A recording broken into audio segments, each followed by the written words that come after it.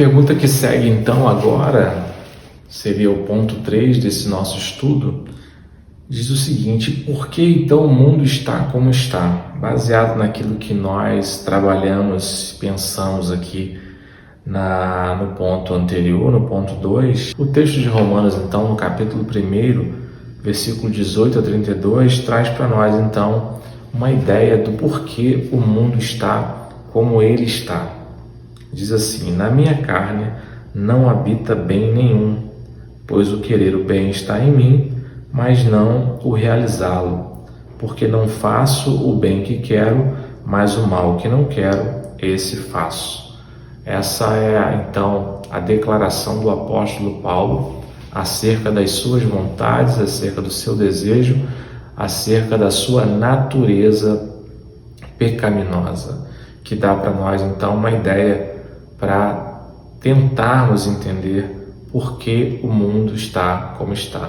O coração do homem pecador, aquele que principalmente que ainda não se reconheceu como filho de Deus, como servo de Deus, não reatou a sua amizade com Deus, são esses homens, são essas mulheres que estão por aí, traçando o rumo de suas vidas, vivendo em conflitos intermináveis e até mesmo servos de Deus, dentro das igrejas também, que ainda estão lutando com as suas próprias naturezas, com a sua natureza pecaminosa. O homem, então, tem uma natureza pecaminosa.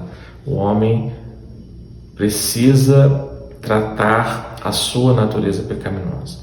O homem precisa reconhecer que tem uma natureza pecaminosa e que, enquanto estiver nesse corpo presente, assim como o apóstolo Paulo declara, o homem não está livre dessa natureza, dessa vida, desse pecado que ainda habita em nós, que só seremos libertos quando estivermos com o nosso Senhor nos céus.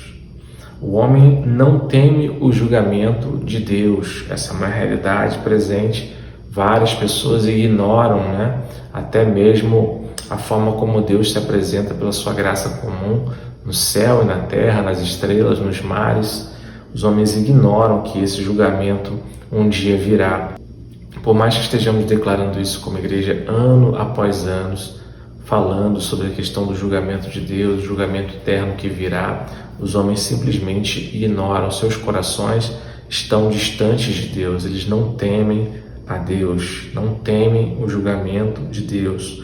O homem não consegue, então, nem observar sequer a natureza da revelação de Deus através daquilo que ele criou. O homem ignora tudo isso. O apóstolo Paulo vai fazer algumas ponderações a respeito desse assunto. Tudo aquilo que Deus criou, o homem simplesmente ignora que seja a obra de Deus. Os homens querem dar explicação para uma evolução humana, os homens querem dar uma explicação para a evolução das espécies, mas eles não conseguem reconhecer que todos esses seres, tudo aquilo que nós temos visto e ouvido nessa terra, pertence a Deus e foram criados por Ele. O homem também não conhece a revelação especial de Deus, aquilo que Deus fez e faz e ainda fará pelos homens, a maneira como Deus salva os homens.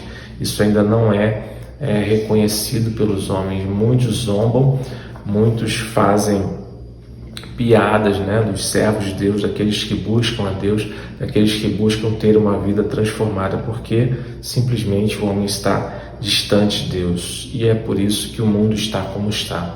São pessoas, seres humanos, afastados de Deus, inimigos de Deus, que não reconhecem a voz de Deus, não reconhecem as obras de Deus, não reconhecem a sua natureza e preferem ficar presos dentro de uma natureza pecaminosa.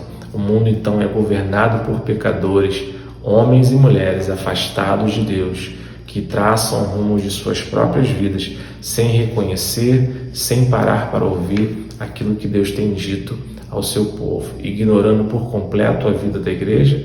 E mesmo assim, a igreja permanece declarando, falando sobre a volta do Senhor, falando sobre o julgamento que virá, mesmo que esses homens ainda ignorem ainda assim a igreja permanece declarando que um dia ele voltará e um dia ele há de julgar essa terra.